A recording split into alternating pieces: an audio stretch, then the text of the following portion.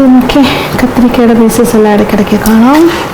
അതിൻ്റെ ആ ഒരു ഫ്ലേവർ റൈസിലേക്ക് നന്നായിട്ട് ഇറങ്ങിയിട്ടുണ്ടാവും.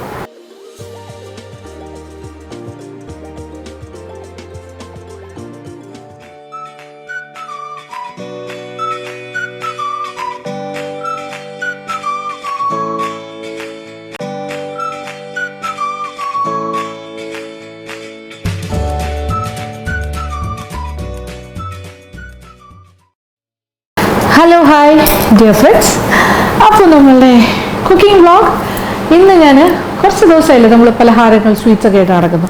ഒരു റൈസിൻ്റെ ഐറ്റം ഉണ്ടാക്കിയാലോ എന്നാലോചിച്ചു നിങ്ങൾക്ക് വേണ്ടിയിട്ട്. അതായത് ഇതൊരു പുലാവാണ്. പക്ഷേ പുലാവ് എന്ന് പറഞ്ഞാൽ വെജിറ്റബിൾ പുലാവെന്ന് അങ്ങനെ കാറ്റഗറൈസ് ചെയ്യാൻ പറ്റില്ല. പിന്നെ എന്താണ് ഇത്, കത്തിരിക്ക വെച്ചൊരു പുലാവ്, ബ്രിഞ്ചാൾ പുലാവ്. ഭയങ്കര സ്വാദാണ്. കത്തിരിക്ക ഇഷ്ടമുള്ളവർക്ക് ഇത് ഭയങ്കരമായിട്ട് ഇഷ്ടമാകും. സത്യം പറഞ്ഞാൽ ഞാൻ കത്തിരിക്ക കഴിക്കാത്ത ആളാണ്, അതുകൊണ്ട് എനിക്കതിൻ്റെ സ്വാദ് അങ്ങനെ ആസ്വദിക്കാൻ പറ്റില്ല. പക്ഷേ ഇതൊരു ടേസ്റ്റി ആയിട്ടുള്ള ഐറ്റമായിട്ടാണ് എല്ലാവരും പറയുന്നത്. ഞാനിത് ഉണ്ടാക്കി കൊടുത്തപ്പോഴെല്ലാം എല്ലാവരും ഇത് മാജിക് കമന്റിൽ കാണിച്ചിട്ടുള്ളതാണ്. വളരെ പണ്ട് ഒത്തിരി നല്ല അഭിപ്രായങ്ങൾ പറഞ്ഞിട്ടുള്ളതുമാണ് ഉണ്ടാക്കിയ ആൾക്കാർ. അപ്പോൾ കത്തിരിക്ക വെച്ചിട്ട് ഏറ്റവും സിമ്പിളായിട്ട്, ഇതിൽ ഇഞ്ചി വേണ്ട, വെളുത്തുള്ളി വേണ്ട, അങ്ങനത്തെ ഒരു ഫോർമാലിറ്റി ഇല്ല. നോക്കിക്കോളൂ, പെട്ടെന്ന് ഞാനിതെങ്ങനെയാണ് ചെയ്യുന്നതെന്ന് കാണിച്ചു തരാം. ഓക്കെ, ബസ്മതി റൈസിലാണ് ഞാനിപ്പോൾ ചെയ്യുന്നത്. ബസ്മതി റൈസ് ഇല്ലാന്നുണ്ടെങ്കിൽ നല്ല ഇനം പച്ചരിയിൽ വേണമെങ്കിൽ നിങ്ങൾക്ക് ചെയ്യാം. ഓക്കെ, ഇത് കത്തിരിക്ക 2 കത്തിരിക്ക വലുത്. ഓക്കെ, ചെറിയ കഷ്ണങ്ങളായിട്ട് മുറിക്കണം. സവാള 2 വലുതാണ് വേണ്ടത്, പക്ഷേ എൻ്റെ കയ്യിൽ ഇപ്പോൾ ചെറുതായതുകൊണ്ട് ഞാൻ 3 എടുക്കുന്നു. ഇതിൽ എപ്പോഴും സാധാരണയായിട്ട് വേണ്ട കാര്യങ്ങൾ എന്ന് പറഞ്ഞാൽ ഇഞ്ചി, വെളുത്തുള്ളി അരച്ചത്, ചതച്ചത്, അരിഞ്ഞത്, അങ്ങനെയൊക്കെ പറയില്ലേ, ഇതൊന്നുമില്ല. അപ്പോൾ ഈസി. അപ്പോൾ ആദ്യം സവാള നമുക്കൊന്ന് അരിയാം ചെറുതായിട്ട്, ഫൈനലി ചോപ്ഡ്.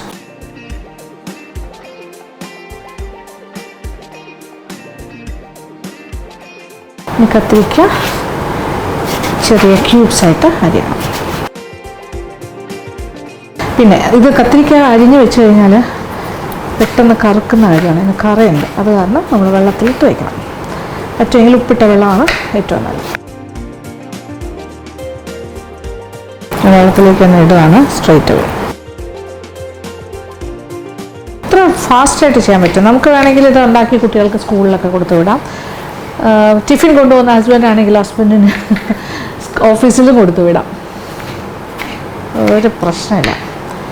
കണ്ടീഷൻ ഒറ്റ കാര്യമുള്ളൂ, പ്രൊവൈഡഡ് കത്തിരിക്ക ഇഷ്ടമുള്ള ആളായിരിക്കണം. മിക്കവാറും എല്ലാവർക്കും കത്തിരിക്ക ഇഷ്ടമാണ്. ഞാൻ ചില കാര്യങ്ങൾ ഇഷ്ടപ്പെടാത്ത ആളാണ്, പടവലങ്ങ, കത്തിരിക്ക, അങ്ങനത്തെ കാര്യങ്ങൾ. അതുകൊണ്ടാണ് അമരക്ക ഇതൊന്നും ഞാൻ കഴിക്കാറില്ല. പക്ഷേ നല്ലതാണ് കത്തിരിക്ക ആക്ച്വലി. നോക്കൂ, വെള്ളത്തിലിട്ട് കഴിഞ്ഞു. അത് വെള്ളത്തിൽ കിടക്കുന്നതുകൊണ്ട് ഒന്നും പേടിക്കേണ്ട, കളറൊന്നും മാറില്ല. സമയമാകുമ്പോൾ നമുക്ക് വെള്ളത്തിൽ നിന്നും മാറ്റാം. അപ്പോൾ ഇനി തുടങ്ങിയാലോ?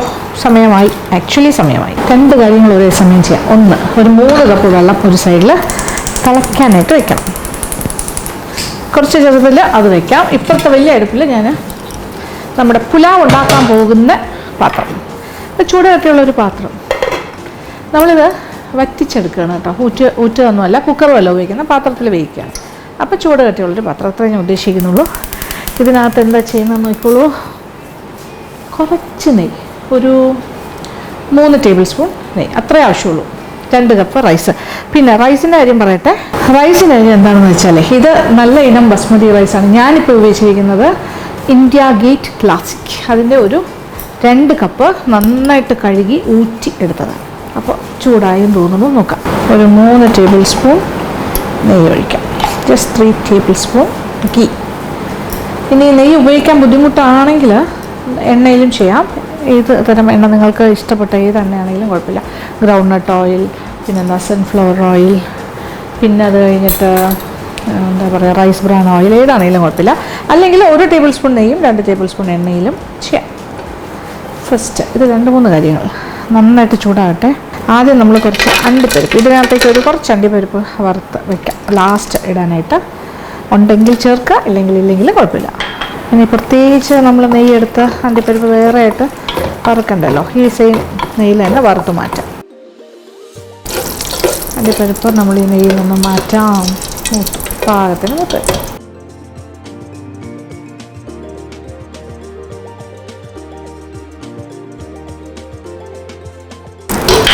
ഇനി എന്താ ചെയ്യുന്നതെന്ന് നോക്കിക്കോളൂ. ഈ സെയിം നെയ്യിലേക്കാണ് ഇനി ബാക്കി കാര്യങ്ങൾ. ഒന്ന്, കടുക്, 1 ടീസ്പൂൺ കടുക് ഇടാൻ പോകുന്നു. ഈ പുലാവിൽ നമ്മൾ കടുക് പൊട്ടി തുടങ്ങട്ടെ.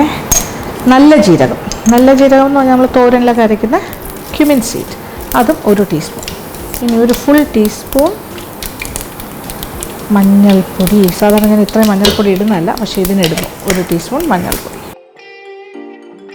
ഇനി തീ നന്നായിട്ട് കുറച്ചിട്ട് പൊടികൾ, മല്ലിപ്പൊടി, അതോടൊപ്പം മുളക് പൊടി, രണ്ടും ഓരോ ടീസ്പൂണാണ് ചേർക്കുന്നത്. ഓക്കെ, മുളക് പൊടി 1 ടീസ്പൂൺ. ഇനി ഒരു 1/2 ടീസ്പൂൺ നമ്മൾ ഗരം മസാല പൊടിച്ചത്, അതൊരു 1/2 ടീസ്പൂൺ മതി. നല്ല മണം, നല്ല മണം. ഇനി ഇതിൽ എന്താ ചെയ്യാൻ പോകണം നോക്കിക്കോളൂ. സവാള, അരിഞ്ഞ് വെച്ചിരിക്കുന്ന സവാള. പൊടികളൊന്നും കരിയരുത്, തീ കുറച്ച് മാത്രമേ ചെയ്യാവുള്ളൂ. കടുകും ജീരകവും ഒക്കെ പൊട്ടിക്കഴിഞ്ഞാൽ പിന്നെ തീ കുറയ്ക്കുക. പിന്നെ മഞ്ഞൾപ്പൊടി മുതലായ കാര്യങ്ങൾ ചെറിയ തീര. അപ്പം സവാള ചേർത്തല്ലോ. സവാള ചേർത്തൊരു 2-3 മിനിറ്റ് കഴിഞ്ഞിട്ട് നമ്മളിങ്ങനെ വെള്ളത്തിലിട്ട് വെച്ചിരിക്കുന്ന കത്തിരിക്കയുടെ കഷ്ണങ്ങൾ കണ്ടോ, നല്ല വൈറ്റ് കളറായിട്ട് തന്നെ ഇരിക്കുന്നു. ഒരു 5 മിനിറ്റ്. Okay, 5 minutes vitals. എത്ര പെട്ടെന്നാണ് ആകാൻ പോകണമെന്ന് നോക്കിയിരുന്നു. അപ്പോൾ ഒരു 5 മിനിറ്റ്സ് കഴിഞ്ഞല്ലോ. ഇനി എന്താ ചെയ്യാൻ പോണേ? ഇനി റൈസ്, കഴുകി ഊറ്റി വെച്ചേക്കുന്ന റൈസ്. ഇതിപ്പോൾ ഞാൻ ഇന്ത്യ ഗേറ്റ് ക്ലാസിക്കാണ് ഉപയോഗിക്കുന്നത്. പിന്നെ നിങ്ങൾ ഉപയോഗിക്കുന്ന റൈസ് കുറച്ച് നേരം വെള്ളത്തിൽ കുതിർത്തിട്ട് ഉപയോഗിക്കണം എന്നുള്ള ടൈപ്പ് ഓഫ് റൈസാണ് ഉപയോഗിക്കുന്നതെങ്കിൽ, ആ ബ്രാൻഡാണെങ്കിൽ ആ രീതിയിൽ തന്നെ ചെയ്തോളൂ. എങ്ങനെയാണെങ്കിലും നോക്കിക്കോളൂ. റൈസും കൂടി ഇട്ടിട്ട് ഒന്ന് 5 മിനിറ്റ്, ഇതും 5 മിനിറ്റ് ഒന്ന് വഴറ്റണം. അപ്പോൾ 5 5 10 മിനിറ്റ്. കത്തിരിക്കയും ഉള്ളിയും കൂടി 5 മിനിറ്റ് വഴറ്റി. ഇപ്പോൾ ഇത് അടുത്ത 5 മിനിറ്റ്സ്. ഇത്രേ ഉള്ളൂ സംഭവം. അരി ചെറുതായി ഒന്ന് നോക്കണം, അത്രേ ഉള്ളൂ. ആഹാ, കാണുമ്പോൾ തന്നെ അറിയാമല്ലോ ഇതെങ്ങനെയായിരിക്കും ഫൈനൽ പ്രോഡക്റ്റ് എന്ന്. I think it will be very very tasty. നല്ല സ്വാദ് തന്നെ ആയിരിക്കും. ഇടയ്ക്കിടയ്ക്ക് ഇളക്കി കൊടുക്കും. ഓക്കെ, ഇപ്പോൾ ഒരു 5 മിനിറ്റ്സിൻ്റെ വഴറ്റലും കഴിഞ്ഞു. അരി ഇട്ടിട്ട് ഇനി ഞാൻ എന്താ ചെയ്യാൻ പോകണമെന്ന് നോക്കോളൂ. ഇത് 3 കപ്പ് വെള്ളം നന്നായി തിളച്ചുകൊണ്ടിരിക്കുകയാണ്. ഇനി അത് ഇതിലേക്ക് ഒഴിക്കണം. കണ്ടോളൂ. എന്നിട്ട് കുറച്ച് ഉപ്പും കൂടി ഇടണം. ഉപ്പ് ഇതുവരെ ഇട്ടില്ലല്ലോ, ഇച്ചിരി ഉപ്പും കൂടി ഇടാം. ഈ 2 കാര്യങ്ങളാണ് ചെയ്യേണ്ടത്. തിളച്ചുകൊണ്ടിരിക്കുന്ന വെള്ളം, ഇത് ഞാൻ അളന്നാണ് കേട്ടോ വെച്ചത്. 3 കപ്പ്. ആവശ്യത്തിനുള്ള ഉപ്പും കൂടി ചേർക്കുക. നന്നായിട്ടൊന്ന് ഇളക്കുക. എന്താണ് ഇനി ജസ്റ്റ് ഒരു തിള വരാനായിട്ട് വെയിറ്റിംഗ്. എന്ന് വെച്ചാൽ തിളച്ച വെള്ളം ആയതുകൊണ്ട് ഇപ്പം തന്നെ തിളയ്ക്കും. അത് കഴിഞ്ഞാൽ പാത്രം അടച്ചിട്ട് ചെറിയ തീയിലേക്ക് മാറ്റണം. അത് കഴിഞ്ഞാൽ നമ്മുടെ ചോറൊക്കെ പാകത്തിന് വെന്ത്, കത്തിരിക്ക ഓൾമോസ്റ്റ് ഒരു പകുതി വേഗമായി കഴിഞ്ഞു. പാകത്തിന് വെന്ത് കഴിഞ്ഞ് എല്ലാം വെള്ളമൊക്കെ വറ്റി സെറ്റായിരിക്കും. ഓക്കെ, ഇതിപ്പോൾ ചെറുതായി തിള കാണിക്കുന്നുണ്ട്. നമ്മൾ തിളച്ച വെള്ളമല്ലേ ഒഴിച്ചത്, അതുകൊണ്ട് പെട്ടെന്ന് തന്നെ ആകും. തിള വന്ന് തുടങ്ങുന്നുണ്ടോ? ഇനി ഞാൻ പാത്രം ഒന്ന് നന്നായിട്ട് അടയ്ക്കുന്നു. ഓക്കെ, ഇതിൻ്റെ ഹോളൊക്കെ ഞാൻ കമ്പ് കൊണ്ട് അടച്ച് വെച്ചിട്ടുണ്ട്, ആവി പുറത്ത് പോകാണ്ടിരിക്കാൻ. ഓക്കെ, അപ്പോൾ അതേ ഏതാണ്ട് വറ്റിയെന്നാണ് എനിക്ക് തോന്നുന്നത്. നോക്കട്ടെ, നോക്കാമല്ലോ. തുറക്കട്ടെ. ചെറിയ തീയിലാട്ടോ ഇട്ടിരുന്നേ. അപ്പോൾ തീ ഓഫ് ചെയ്യാറായി. നോക്കാം. അടപ്പ് തുറക്കാൻ പോണു. യെസ്, കണ്ടല്ലോ. ഇടയ്ക്ക് ഒരു 2 പ്രാവശ്യം ഞാനൊന്ന് ഇളക്കിയിട്ട് വീണ്ടും അടച്ചു വെച്ചു. 2 ടൈംസ്. ഓക്കെ, അത് കഴിഞ്ഞിട്ട് പിന്നെ ഒന്നും ചെയ്തിട്ടില്ല. എന്തേ നോക്കി, പാകത്തിന് വന്നിട്ടുണ്ട്. ആഹാ, വെള്ളമെല്ലാം വറ്റി, വേവെല്ലാം കറക്റ്റ്, കുഴഞ്ഞിട്ടൊന്നുമില്ല. ഇനി ഇതിങ്ങനെ വെച്ച് കഴിയുമ്പോൾ തന്നെ അതിൻ്റെ ബാക്കി ഈർപ്പവും കൂടി പോവും. ഇനി ഇതിലേക്ക് നമ്മളെടുത്ത് വെച്ചിരിക്കുന്ന അണ്ടിപ്പരിപ്പ് കുറച്ച് ഞാൻ ഗാർണിഷിന് മാറ്റി വയ്ക്കുന്നു. എന്നിട്ട് ബാക്കി ഇതിനകത്തേക്ക് കുറച്ച് മല്ലിയിലയും കൂടി നമുക്ക് അതിനോട് ഒരു 1/4 കപ്പോളം ഇടണം. പിന്നെ കുറച്ച് നമ്മൾ അലങ്കാരത്തിന് മാറ്റി വയ്ക്കാം. ഞാനൊന്ന് മിക്സിങ്. ഇപ്പോൾ കുറച്ചുകൂടെ കളർഫുള്ളായി. നോക്കി, മല്ലിയുടെ ഒരു പച്ചയും കൂടി വന്നപ്പോഴാണ് അതിൻ്റെ ഭംഗി കൂടിയത്. കഴിഞ്ഞു കേട്ടോ. ഇത്രയേ ഉള്ളൂ നമ്മുടെ ബ്രിഞ്ചാൾ പുലാവ് അഥവാ കത്തിരിക്ക പുലാവ്.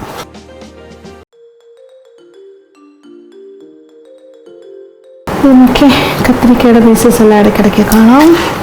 അതിൻ്റെ ആ ഒരു ഫ്ലേവർ റൈസിലേക്ക് നന്നായിട്ട് ഇറങ്ങിയിട്ടുണ്ടാവും. നിറച്ച് ക്വാണ്ടിറ്റി ഉണ്ട് കേട്ടോ, ലാവിഷ്. കത്തിരിക്കാണ് വെന്ത് കുഴഞ്ഞൊന്നും പോയിട്ടില്ല, എന്നാൽ ആവശ്യത്തിന് വെന്തിട്ടുമുണ്ട്. ഇത് നോക്കിയേ, ഞാൻ ജസ്റ്റ് കുറച്ച് മാറ്റി വെച്ചിരിക്കുന്ന മല്ലിയില അതിൻ്റെ മുകളിലിട്ട് കുറച്ചുകൂടി അത് ബ്യൂട്ടിഫുള്ളാക്കി. ബ്യൂട്ടിഫിക്കേഷനാണ് ഇപ്പോൾ നടക്കുന്നത്. ഇനി നമ്മുടെ അണ്ടിപ്പരിപ്പിനെയും കൂടി മാറ്റി വെച്ചിരുന്നത് മുകളിലായിട്ട് ഇങ്ങനെ അവിടെ ഇട്ട് കൊടുക്കാം. ഫൈനൽ ടച്ച് കഴിഞ്ഞു, അത്രേ ഉള്ളൂ.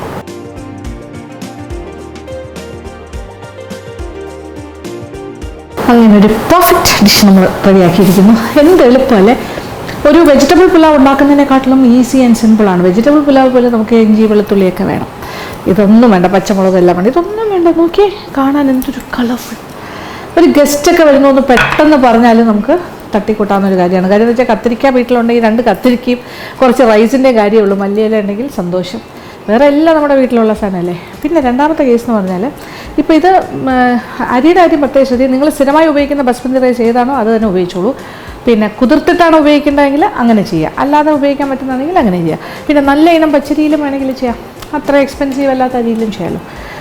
എൻ്റെ കത്തിരിക്ക എൻ്റെ ഫേവറേറ്റ് അല്ല, പക്ഷേ ഇത് ഓവറായിട്ടൊരു കത്തിരിക്ക ടേസ്റ്റ് കാണില്ല. അതാണ് എൻ്റെ ഏറ്റവും വലിയൊരു പ്ലസ് പോയിൻറ്റ്. ഈ അലങ്കരിച്ച് വെച്ചിരിക്കുന്നതിനെ ഡിസ്റ്റർബ് ചെയ്യാൻ സത്യം പറഞ്ഞാൽ എനിക്കിഷ്ടമല്ല. പക്ഷേ ഇത് ആർക്ക് വേണ്ടി? നിങ്ങൾക്ക് കാണാൻ വേണ്ടിയല്ലേ, ഫോട്ടോ എടുക്കാനും. അല്ലാണ്ട് കഴിക്കുന്നത് ഇപ്പം നമ്മളെങ്ങനെ കഴിച്ചാലും വേണം.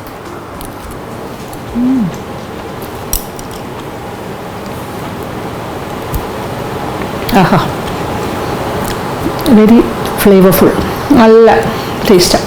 ആ കടുകും പിന്നെന്താ നമ്മൾ ചേർത്തത് ജീരകം അല്ലേ, ആ ജീരകത്തിൻ്റെയൊക്കെ ടേസ്റ്റ് ഇങ്ങനെ കയറി നിൽക്കുന്നു. അതൊരു കയറി നിൽക്കാതിനൊരു സട്ടിലായിട്ടുള്ള ടേസ്റ്റാണ്, പക്ഷെ അതാണ് അതിനെ ഒരു ഹൈലൈറ്റ് ചെയ്യുന്നത്. ജീരകത്തിൻ്റെയും കടുകിൻ്റെയും പിന്നെന്താ, വേറെ ഒന്നുമില്ലല്ലോ, ഇഞ്ചി വെളുത്തുള്ളി ഒന്നുമില്ല, പച്ചമുളകില്ല, എന്നാൽ ആവശ്യത്തിന് ഒരു ചെറിയ മുളക് പൊടി ഇട്ടതിൻ്റെ ആ ഒരു സാധനമുണ്ട്. കത്തിരിക്കയുടെ സ്വാദ് ഇറങ്ങിയിട്ടുണ്ട്, എന്നാൽ ഓവറായിട്ടില്ല.